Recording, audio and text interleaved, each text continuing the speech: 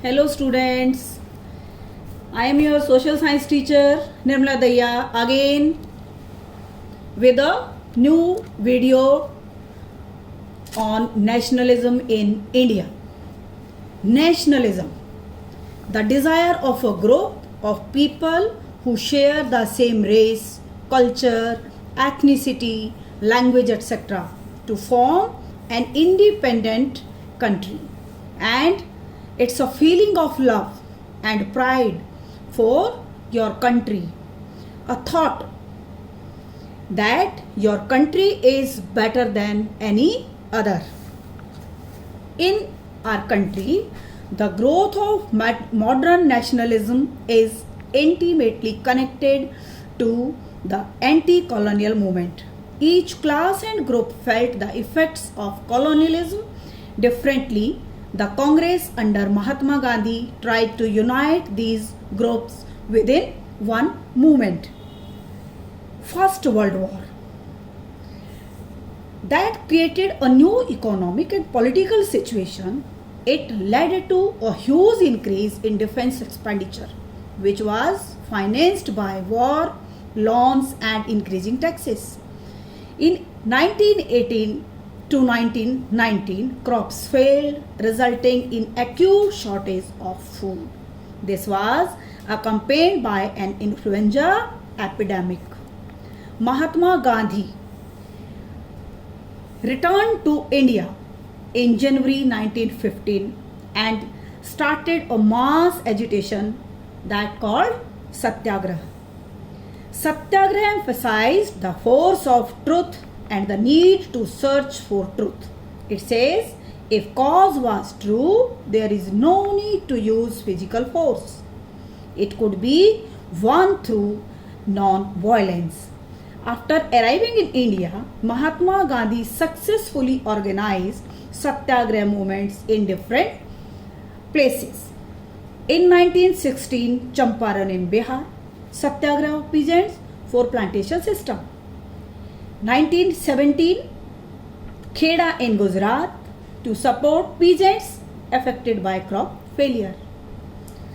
Then in 1918, Ahmedabad in Gujarat, movement for cotton mill workers.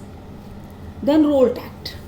It was passed in 1919. It gave the government enormous power to repress political activities and allow detention of political prisoners without trial for 2 years, which was blackface in Indian history. Mahatma Gandhi wanted non-violent civil disobedience against the unjust law. Rallies and strikes were organized in different places and in different regions of India to oppose this Black Act. On 13 April 1919, the infamous Jallianwala Bagh incident took place. General Dyer entered Jallianwala Bagh, closed only exit, and fired on innocent crowd indiscriminately, resulted killings hundreds of people. As the news of Jallianwala Bagh spread, crowds took to the streets in many North Indian towns. There were strikes, clashes with police, and attacks on government buildings. First World War ended with the defeat of Ottoman Turkey, and there were rumors that a harsh peace treaty was going to be imposed on the Ottoman Emperor, the spiritual head of the Islamic world, called Khalifa. To defend the Khalifa's temporal power, a Khilafat committee was formed in Bombay in March 1919 by Ali brothers. Gandhiji got a chance. He saw the Khilafat movement as an opportunity to bring Hindu and Muslims under the umbrella of a united nationalist movement. In his famous book Hind Swaraj, which was published in 1909, he declared that British rule was established in India with the cooperation of Indian and had survived only because of this cooperation. The non-cooperation movement started with middle class participation in the cities. Students, teachers, headmasters, lawyers gave up their jobs. Foreign goods were boycotted. Liquor shops picketed. The foreign clothes burnt in huge bonfires. Boycott of British institutions imposed a problem. Since there were no alternatives, Indian institutions. So students and teachers began trickling back to government schools and lawyers joined back the government courts.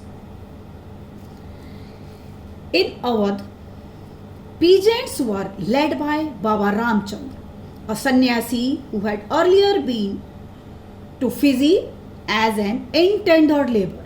This movement was against high rate demanded by talukdars and landlords. Awadh Kisan Sabha was set up under the leadership of Jawaharlal Nehru and Baba Ramchandra and many more leaders. Alluri Sitaram Raju was inspired by Mahatma Gandhi and persuaded people to wear khadi and give up drinking. Raju was captured and executed later on in 1924 and he became a folk hero. People followed him.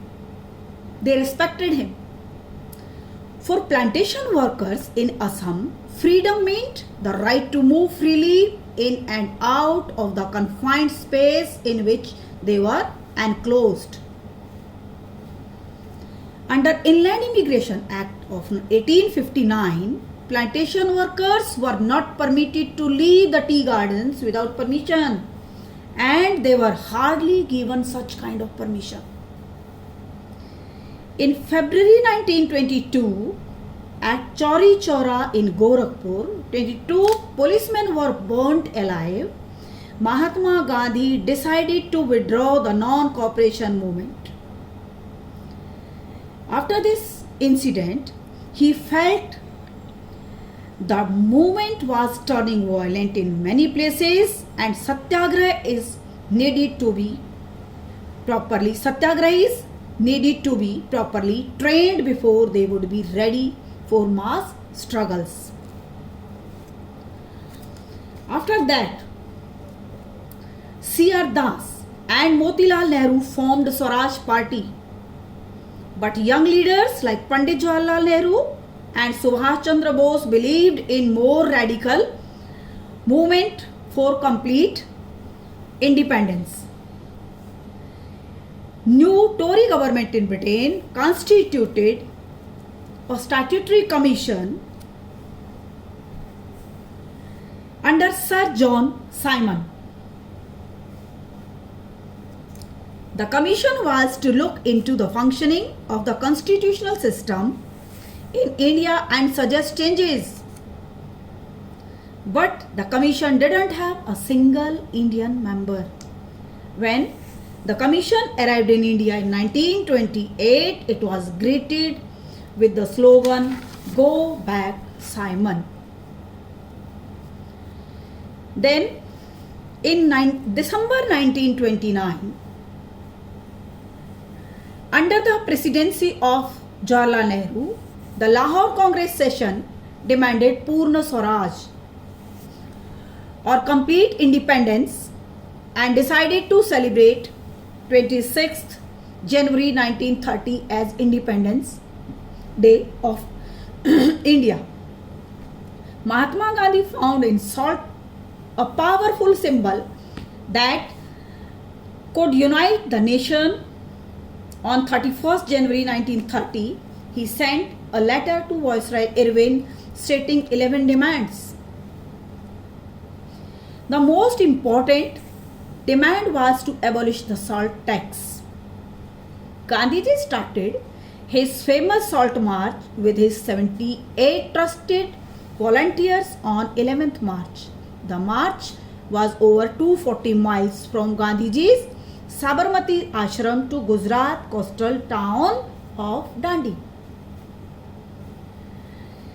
In 1931, there was a pact between Gandhi and Lord Irwin that was called Gandhi-Irwin Pact. By this pact, Gandhiji consented to participate in second round table conference and the government agreed to release the political prisoner. In December 1931, Gandhiji went to London for the conference, but the negotiations broke down and he returned disappointed. During the First World War, Indian merchants and industrialists had made huge profits become powerful. They wanted protection against imports of foreign goods. During Salt March, many women came out to listen to Gandhiji. They participated in protest, marches and in manufacturing salt, picketing foreign shops and liquor shops.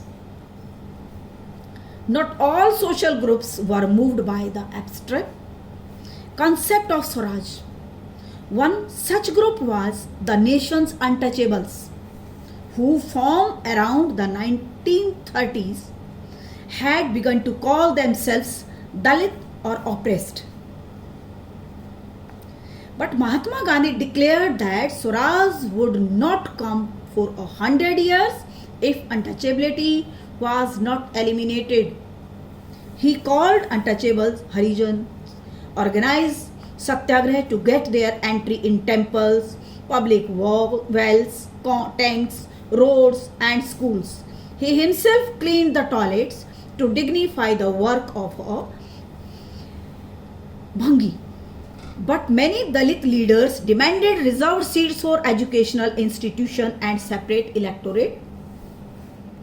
Dalit participation in the civil disobedience movement was therefore limited. Dr. B.R. Ambedkar organized Dalits into the Depressed Class Association, demanded separate electorates for them. He ultimately accepted Gandhiji's position and Pune Pact of September 1932 was signed. Some of the Muslim organizations were also lukewarm in their response to civil disobedience movement. Muhammad Ali Jinnah was willing to give up demand for separate electorate. It assured reserved seats were there for Muslims. This made M.R. Jaikar of Hindu Mahasabha strongly opposed this idea. When civil disobedience movement started, there was an atmosphere of suspicion and distrust between communities. Nationalism spreads when people begin to believe that they are all part of the same nation. When they discover some unity, they binds them together. The sense of collective belonging came partly through the experience of united struggles. History and fiction, folklore and songs, popular prints and symbols all played a part in making of nationalism. Figure of image helps in creating an image to identify the nation. In 1870s,